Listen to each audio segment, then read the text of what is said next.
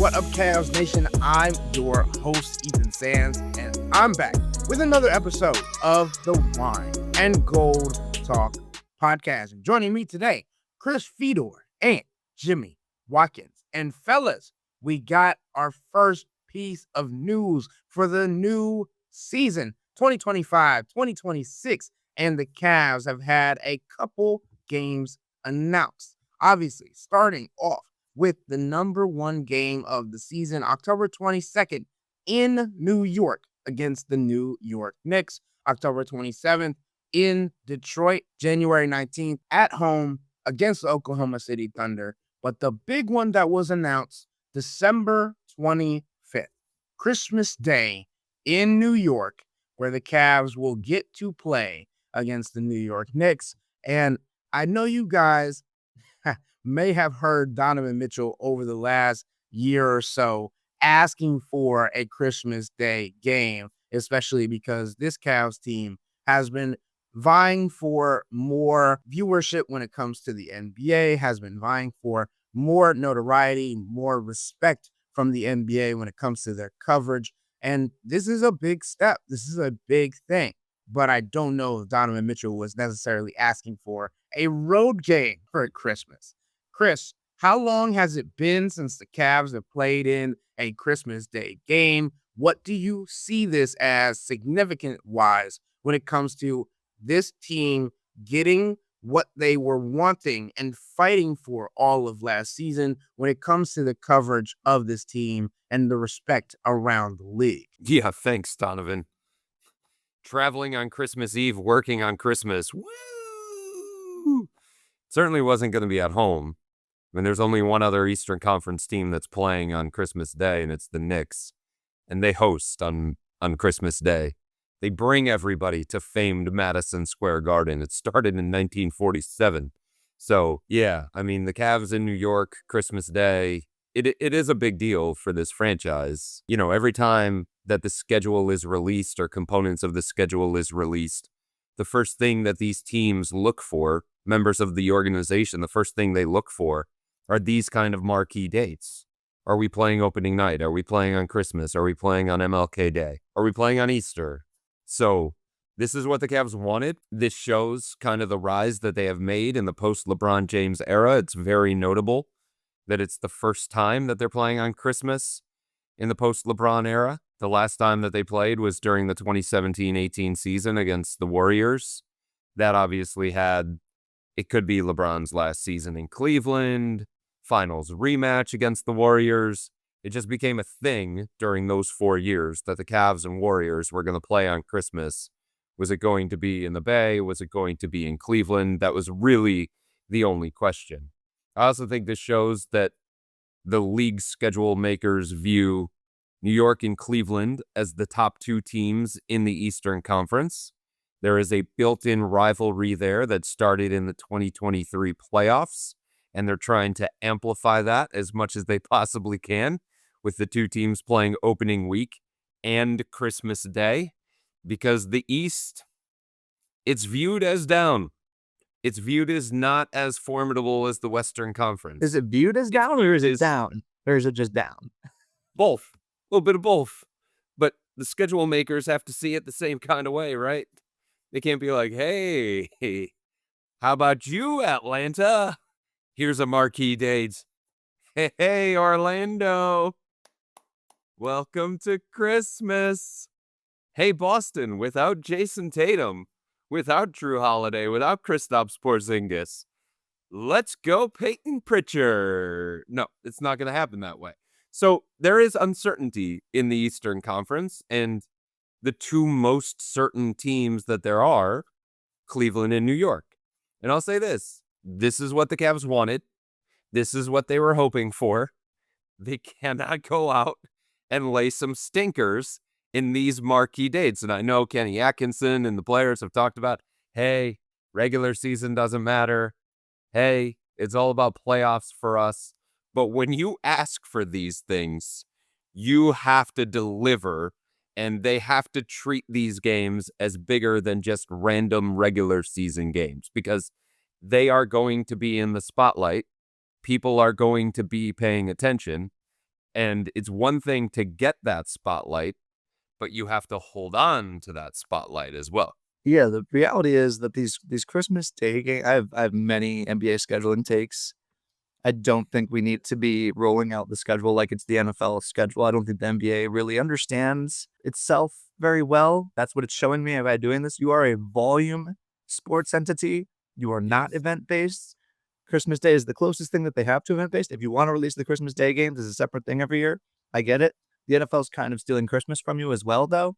So that's losing relevance too. But Chris is making a good point there where for the casuals, the NBA season begins on Christmas Day. And that's when they start to tune in. Here's the thing. Not that we should be caring about the casuals. We know this podcast is for the true heads.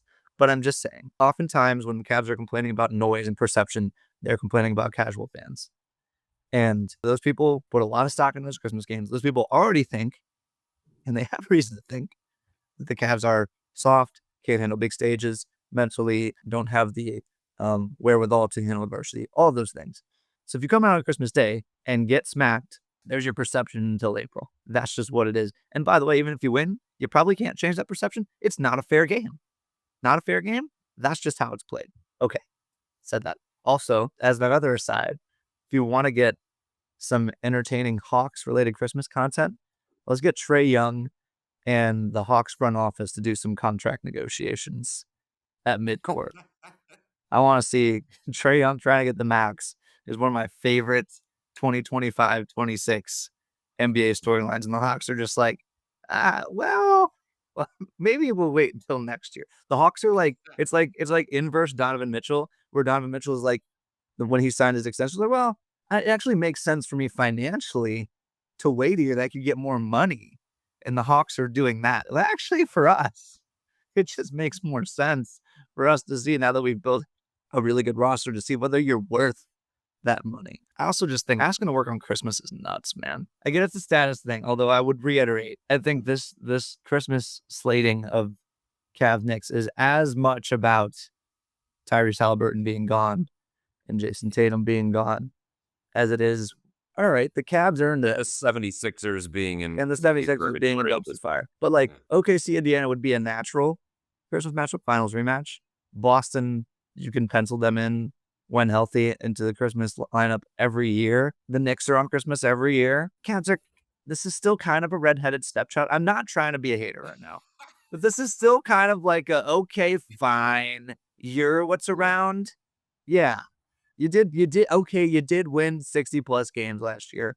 We'll put you in the spot. There's just no one else to put there. I don't know that this is like a Cavs have arrived statusy thing.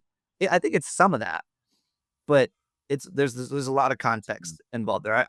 But still, when I saw this announcements, I was just fingers crossed. Please be in New York. Please be in New York. Please be in New York. Yeah. Because I know cleveland.com is not sending me to New York on Christmas Day, and I would hate, as cool as an NBA status thing as it is to play on Christmas. Players say they love it. You know who doesn't love it? Players' families. I would just hate this to have to work on Christmas every year. I will say this, hotel rates for that game, I've already looked them up. Pretty outrageous in New York, especially if you're talking about Manhattan close to the arena. That's a good point, though, Jimmy. I was thinking about that yesterday. If Boston was right and Jason Tatum was healthy and they still had the status that they did, I don't think the Cavs are on this slate because you're not taking the Lakers off, right? Hello, it's LeBron and Luka. You're probably not taking the Mavericks off. Cooper Flagg, Anthony Davis. They want Cooper Flagg to be potentially the next torchbearer for this NBA and what it's going to be into the future. So you're probably not taking them off. You know, Ant has more notoriety than anybody for the Cavs at this point in time. The Nuggets have become a staple on Christmas. So you start like looking at all the different teams and why they're on there. And yeah, some of it is what the team is and what the league thinks about them as a team and the kind of draw that they are. But Christmas Day historically has been about like an entity, the guy. The fact that Giannis is not playing on Christmas Day, that is outrageous to me. He is one of the three most important players in the league. He's one of the three best players in the league. He is a mega star. He draws eyeballs. And I know that the Bucks are just a disaster, and you don't know what to think about them because of all of the stuff that they've gone through this offseason. But it's Giannis. And the fact that he's not there, that's crazy to me. But nonetheless, like, you either look at the team or you look at the individual player and what kind of draw he's going to be on Christmas. And if Boston was right, if Indiana was right, I just don't know that there's a team that you would take off and say, okay, Cavs, or okay, Donovan Mitchell, right? Maybe the Rockets, but they have like all the excitement around the KD addition, and they were a really good team last year as well. So I do think it's a little bit of, things played in the favor of the Cavs the way that they needed to for them to get on Christmas. But like the why for them at this point, because they're locked into that slate and it's a marquee date on the NBA calendar, the why can't matter for them, and they just have to take advantage of this opportunity and show that they belong on Christmas, not just for this year, but next year, the year after, and the year after. So it's up to them to put on a show. No pressure. No pressure at all. And obviously, Chris kind of alluded to it, but I wanted to go through the Christmas Day lineup for games, who to watch after the Cavs. So the Cavs play at Madison Square Garden in New York at 12 p.m. Eastern Time on Christmas Day. And the Cavs versus the Knicks is the first game. So everybody's going to be watching that game. Unless there's football on. Sorry, just reality. Then you have the Spurs versus the Oklahoma City Thunder at 2:30. The Dallas Mavericks versus the Golden State Warriors at 5 o'clock. The Houston Rockets versus the LA Lakers at 8. And the Minnesota Timberwolves versus the Denver Nuggets close out the slate at 10:30 p.m. on Christmas Day. Mm-hmm. So, guys, I know we talked a little bit about the Christmas Day schedule, and Jimmy, I think you're absolutely right that if the Cavs put up a stinker on Christmas Day against the Knicks, that is going to be their reputation until they can shake it off, which will take a good amount of time. But I also think them playing the Knicks in the first game of the season is kind of like, hey, we know you guys got off to this 15-0 start last year. You have to set the tone against arguably the second best team in the Eastern Conference from the get-go.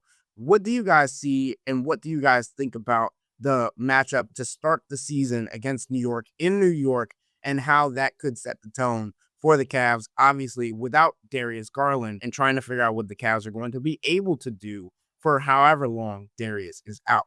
Well, look, for me, I think when you talk about opening night, when you talk about these marquee dates, and I know that it's not opening night in the NBA, but opening week, regular season opener, all of that stuff, if you're talking about putting them in the national spotlight, you're trying to have a backdrop of a specific story that you're telling. And I think the story in the Eastern Conference is that there's uncertainty, but there's also these two entities in Cleveland and New York that are considered the top two teams in the Eastern Conference, the teams that could battle for the conference throne. And I think you're trying to amplify those teams as much as possible. And that's not to say that Orlando can't get there by the end of the season. They might be there by the end of the season. It's not to say that, Atlanta is not considered to be an ascending team that could do what Detroit did last year, that could do what the Cavs did a couple of years ago, where they sneak their way into the top 6. They sneak their way into the top 4. That could happen, but that's not how you start the season. You try to find like the most certainty that you have when you're amplifying what you're trying to tell the story of. And the most certainty that you have in the Eastern Conference is that the Cavs are going to be good. How good is the question? The Knicks are going to be good. The Knicks, think about their playoff runs the last couple of years. They've been a mainstay, even though there's been so much conversation about Boston, and there's been conversation about Cleveland. And then, of course, you talk about what Indiana did to rise into the NBA Finals. The Knicks have been a mainstay in the Eastern Conference. So you have them, and they didn't make too many changes. Obviously, they have the new coach and stuff like that. But if you're putting a schedule together, you feel pretty good about the Cavs and the Knicks going into the season. You feel the best in the East about the Cavs and the Knicks going into the season. And the whole first week can't just be Western Conference, Western Conference, Western Conference. You have to find 2 teams in the East that you feel good about. And I think Orlando's in a prove-it mode. I think Atlanta's in prove-it mode. I think Detroit still, to some level, is prove-it mode. And the Cavs are prove-it mode, but in the playoffs. Like, at the very least, you know that the Cavs are good. The Knicks are good. So you take what you think are the most reliable pieces of what's left of the Eastern Conference and just put them in the national spotlight for the opening week. You're also trying to build a season-long arc here. The West will take care of itself. The West is unbelievable. Blood sport wars during the Western Conference playoffs. That will sell itself. There's just a disproportionate amount of the league stars is in that conference right now. So the Cavs and Knicks are the leagues like, hey, can one of you guys please make the finals so we can get people familiar? I mean, the Knicks, honestly, it's more about the Cavs than the Knicks. The Knicks are the Knicks. Spike Lee will be sitting courtside. We could do Celebrity Row. Jalen Brunson, well, not like Jalen Brunson, not enigmatic. I would not say he's like very super charismatic. Although I do like Roommate's Show from the clips I've seen. He's more like even there, he's like straight guy. He's like deadpan kind of humor where Josh Hart sort of brings the fun. Right. I digress. There's my quick New York Knicks podcast review for you. He's just fun to watch. He's a character. It's New York. Karl Anthony Towns is a character that people are familiar with. The Cavs, here's more brutal truths. Cavs are kind of like a season-long foil for the Knicks if we're talking story arc. The Knicks are the big sell. It would be, I mean, no one would ever say this. People with truth serum in the league's front office. People, they're rooting for a New York Knicks Eastern Conference championship run, of course. That would be the best thing for the finals ratings, for the league product, for star shaping. Like, hey, what's the best way to turn Anthony Edwards, Shai Gilgeous-Alexander, whoever you want to say that you want to anoint as the next league torchbearer? Have a mean mugging Spike Lee at midcourt. Put him in front of the New York audience. Like, attract as many. Get Chalamet dapping him up courtside. Yeah. Like, that's what this is about. And the Cavs, as a result, have an opportunity because they are, by NBA storyline standards this year, the Knicks' enemy. They are the biggest challenger to an MSG finals. We'll get Coco Jones Celebrity Row shots, right? Congrats Donovan on getting engaged. Beyond that, though, like from what does this opener mean for the? I'm Max Strus on this, man. It doesn't matter. Yeah, it really doesn't matter. Like I just said, the game is not fair. If the Cavs look bad in some of these big regular season spots, people are going to have big picture takeaways. If they look good, people are going to say, and by the way, it's me. I'm people. Hello. Yeah. I'm going to say I don't care because you need to do it. April and May. That's just what it is. And that's why this regular season, such a challenging slog for them. And I don't know that we're going to be able to have many big picture basketball takeaways, but as we talk about on the show sometimes this is a people sport. And I think this is going to be a really interesting people regular season because you have so much fuel from last year that you want to tap into, and you have this revenge arc, but you cannot even begin to scratch it until the playoffs begin. The other thing is, like, as Ethan said, there's probably going to be no Darius Garland for opening week. So that season opener against the Knicks, of some of the players that you have questions about with the Cavs, like Darius is one of them, obviously. And we've talked about that a number of different times on this podcast. So what the Cavs look like for the season opener against New York, what their lineup looks like, and for all the questions about Darius, for all the concerns about his defense and whether he can handle playoff level physicality and intensity, and is he going to wear down by the end of the season because of the way that his body is set up and all those different things. He is one of the more important players that the Cavs have. He's one of the more notable players that the Cavs have. He's a 2-time All-Star. So not having him for the Cavs is a big deal. Given that, like, I don't see them ripping off 15 straight wins to start the season. I don't see them ripping off 20 straight wins to start the season. That's going to be a hurdle for this team, especially on the heels of losing Ty Jerome. Losing Ty Jerome is something that the Cavs are going to have to navigate here. Where is the consistent scoring going to come from off the bench? Who's going to run the second unit? Like, who's going to be that steady guy that without your top point guard, somebody slides into that spot. How much are you going to play Lonzo Ball in the regular? Like, all those different things play into how successful the Cavs are and how many wins they bank at the beginning of the season. So, yeah, you still have Jalen Brunson versus Donovan Mitchell. Yeah, you still have Cat and Evan Mobley. And obviously, when you talk about the Christmas Day stuff and opening week, you're going to celebrate those players, those individual players, and you're going to put them in the promos and the teasers and stuff like that. But the Cavs not having Darius Garland, they're not the Cavs. They're not the full picture of the Cavs and who they're going to be throughout the regular season. So let's fast forward to Christmas Day game to wrap up today's podcast. Darius Garland, potentially healthy, potentially back. I love sifting through social media to see what people's expectations are for somebody who, one, isn't going to be ready to start the season, and two, like, has had some good games at Madison Square Garden. And they're calling him, or they're calling the arena, Madison Square Garland. And I'm like, okay. So I think the expectation for Darius, one, is going to be interesting. First of all, who's calling it Madison Square Garland? I literally searched it up on Joe in Strongsville? No. Over under 5 tweets. I'm going way under.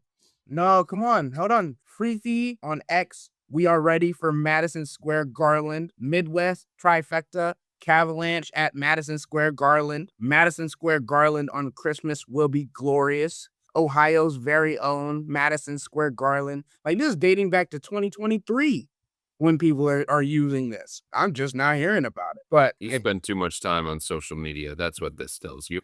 I just looked it up, see what people were saying about Darius Garland. Or you follow the wrong people. No. Social media. I didn't follow them. I don't follow them. I literally just searched up Darius Garland, and the first thing that came up was Madison Square Garland, because they just announced the Christmas Day game, and everybody is so hyped about this game. And they're like, Darius is going to be back. He'll be ready to go. With that notion, when you talk about just the expectations for Darius when he gets back, obviously, Chris, you talked a little bit about him still being on a minute restrictions potentially and all of these things. For this season, we've talked about some of the players that we feel like are quote unquote on the hot seat, quote unquote, have the most to prove in the 2025-2026 season, especially when it comes to proving that the lights aren't too bright.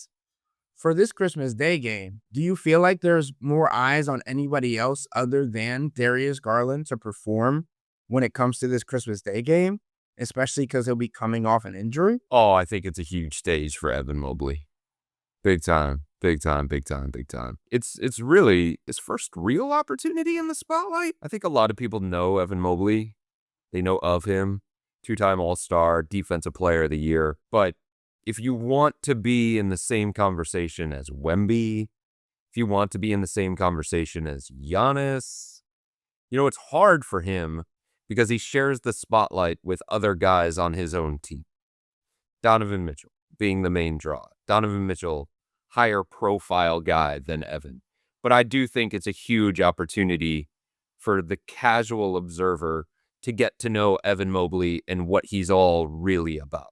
And if you think about just the setup on Christmas Day and what it means, Wemby, Cooper Flag, those type of players, Evan wants to be that type of guy as well for the next 5 to 7 years, for the next 7 to 10 years. And this is an opportunity for him to have eyeballs on him that aren't usually on him. Big time stage for somebody like Evan Mobley. This is the kind of stage that he just hasn't had. And it's a great opportunity for him. Evan Mobley's such in a tough spot in that regard, though. You've talked a lot about the challenges of playing with 2 ball dominant guards when you're a big man trying to carve yourself out a superstar sized role. We know that'll be a focus throughout the season. Being a star is as much about your off-court persona as it is your game. And set aside the fact that Evan Mobley is pretty introverted and is pretty soft-spoken, Donovan Mitchell is just really cool, man. That's just a tough guy to have to become a star, like a capital S star next to. This dude's got a signature shoe. He's got all these sponsorships. Yeah. Got a celebrity significant other. He's got a really aesthetically awesome game. Like Donovan Mitchell is he's got a great nickname that he gave himself. How cool you have to be to make it work by giving yourself a nickname. Come on. Like that's just tough. That's tough for Evan Mobley to deal with. By the way, for the Madison Square Garland folks out there, here are Darius Garland's career splits against the New York Knicks. Oh, don't do it. In 17 career games. Now, this is Basketball Reference doesn't sort home and away. It's just these are his numbers against the Knicks. But it's 17.9 points per game, 6.1 assists, 2.8 rebounds, 41% shooting, 42% from three, hooray, 79% free throws. That's down in every category from his career average, except for rebounds and 3-point shooting. So maybe he is awesome, specifically at Madison Square Garden. I didn't have time while Chris was talking to sort that far, but this nickname is silly. To your point about the persona of Evan Mobley, Tristan Thompson was trying to get this across to some of the young players over the last couple of years, specifically Darius Garland, about you have to have your thing. You have to have your thing that you're known for. Maybe it's a celebration. Maybe it's a specific look. Something that separates you. And Ethan, I think you and I have talked about this on the podcast, and I think we talked about it around the time of All-Star voting. Is Darius ever going to be more popular than Trae Young? Is Darius ever going to do something that separates him from Trae Young? And that was just a specific example, but there's all these point guards in the Eastern Conference, and there's all these point guards in the NBA. And what can you do to separate yourself and become more popular or more known than those guys?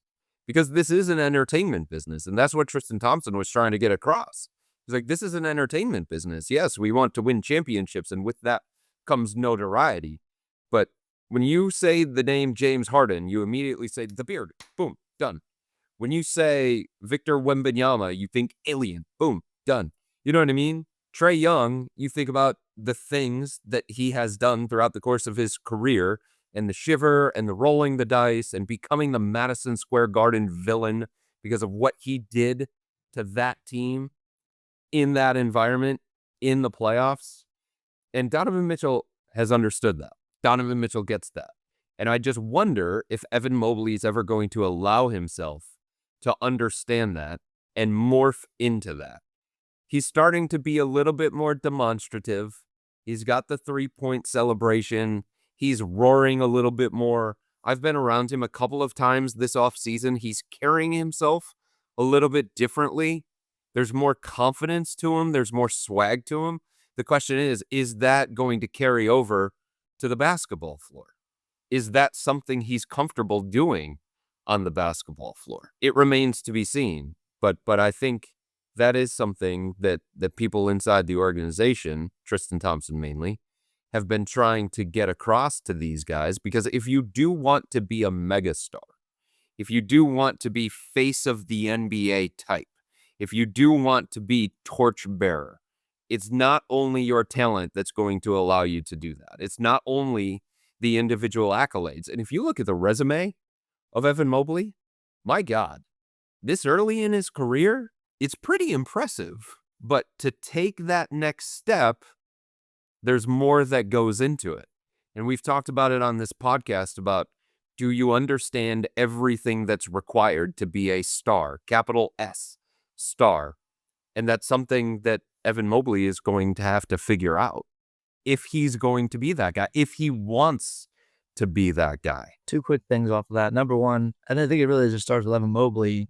Put yourself out there, which is a big comfort zone push. Yeah. You're going to have to do more interviews. You're going to have to go on some podcasts. You're going to have to appear in some commercials. Like, in theory, Evan Mobley could end up being Tim Duncan, where the winning is so overwhelming that it doesn't, you just don't need it. And with Tim Duncan, Different era though, man. that's true. That's honestly a great point. Different era. And with Tim Duncan, his thing became, he doesn't really say much. Like, that was his thing. And it was okay. And by the way, I think it hurts Tim Duncan in all-time conversations. Like, ask the average NBA fan, even like a really, we're not talking casuals, Tim Duncan, Kobe. That's conversation. That tells me everything I need to know about how much you know ball. Tim Duncan over Kobe is the correct answer. But Kobe has this persona around him, the Black Mamba. People argue Kobe as the GOAT. The jaw. Because of the draw, because of the magnetic personality, because of how beautiful, Kobe Bryant played beautiful basketball. And Tim Duncan hit 10 quick jump hooks a night and played awesome defense and all that other stuff. And was by the way, it's still an incredible. Tim Duncan made like a third-team All-NBA when he was like 39. We don't need to get into this. I actually don't think it's that close between those two, but it's a conversation because of the difference in personality, I think. And Kobe won 5 rings, obviously. 3 of them with Shaq, and he wasn't the best player on his team. That's neither here nor there. I also think that the Darius, Trae Young, LaMelo, Chris introduced the Darius, Trae Young conversation. LaMelo might be more popular than both of those two. And my goodness, you're asking me to pick between my 2 favorite empty stat sons here with Trae and LaMelo. But it's such an interesting comparison because I think I and many knowledgeable NBA fans would take Darius Garland over Trae Young and LaMelo Ball. If I'm trying to, again, let's assume the goal is to win basketball games.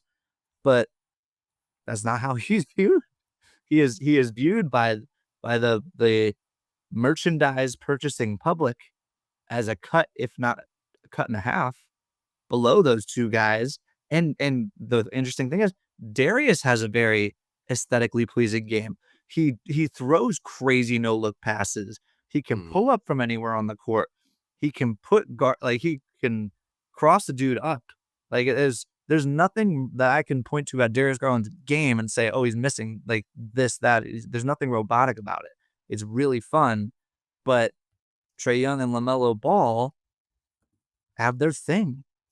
And I don't know. I mean, LaMelo, in fairness, LaMelo Ball's thing is just TikTok highlights, I guess. I actually kind of struggled to understand what LaMelo Ball's thing is. He just has this, he was something of a child celebrity that caught up, that his wave has just followed him. But it's true what Chris is saying. Like, it's not, you can't just win and expect the fame and whatever you want out of Stardom to follow. Like, you kind of have to play the game. Bigger topic for another day. But I also wonder if this is like a generational thing where, because these guys have social media, they don't feel like they have to put themselves out there in mainstream, or not even mainstream media in general. Guys do less media because they can control their message from social media. And I wonder if that hurts their brand a little bit sometimes too. This is all to say, big stage Christmas Day for Evan Mobley.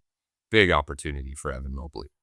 When I think of Stardom, when I think of somebody who has risen to fame, risen to celebrity status, probably quicker than anybody else, I think of Anthony Edwards.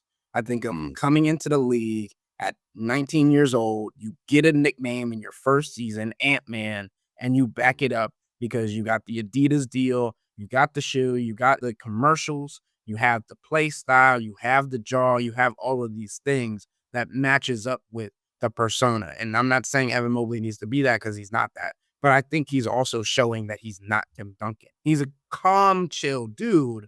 But like, if you rile him up enough, or he's also growing into this. And one of my favorite things that Anthony Edwards said was like, I'm doing this at 22. Imagine what I did to 25, 26, 27. And Evan Mobley is about to cross over into that threshold where at 24 years old, now you're going to get to 25, 26. And this is when it's really, you're going to show who you are as a person, who you've grown into. And the last thing I want to say before we get out of here, just a little cleanup thing. Jimmy Donovan did not give himself his nickname. He got it from an AAU dad, I think he was, like when he was 9. The guy's name was Al from Jersey. And he gave nicknames to everybody on the team. And the reason he gave Spider his nickname was because he could spin a web. At the NBA level, he gave it to himself. He said that's what people like. That's not usually how it works. The nickname followed him. Let's say that. The nickname followed him throughout his career.